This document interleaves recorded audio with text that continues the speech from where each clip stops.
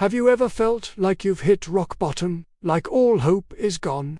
Imagine a woman in the small town of Nain. She's not just grieving. She's completely devastated. She's a widow, and now she's walking in the funeral procession for her only son. In that culture, this was more than just heartbreak. It meant financial ruin, loneliness, and a future with no one to care for her. Her world had completely collapsed. As this sad procession leaves the town, they meet another group coming in. It's Jesus and his followers. The Bible says that when Jesus saw this grieving mother, he had compassion on her. He didn't just see a crowd or a funeral. He saw her pain, her tears, her utter despair.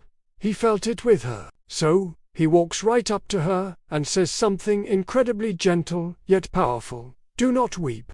It wasn't a dismissal of her pain, but a promise that it was about to end. Then, Jesus does something bold. He steps forward and touches the open bier, the stretcher carrying the young man's body. The pallbearers stop, surprised. The whole procession comes to a halt.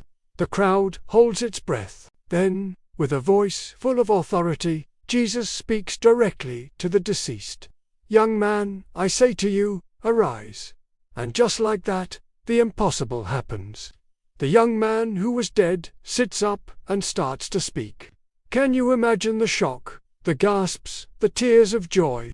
Jesus then takes the son and gives him back to his mother. The arms that were empty are now full again. The heart that was broken is now overflowing with joy.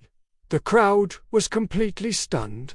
Fear and awe swept over them, and they started praising God. They said, "A great prophet has appeared among us, and God has come to help his people." This wasn't just a miracle. It was a powerful message. It shows us that Jesus has power over the one thing we all fear, death itself.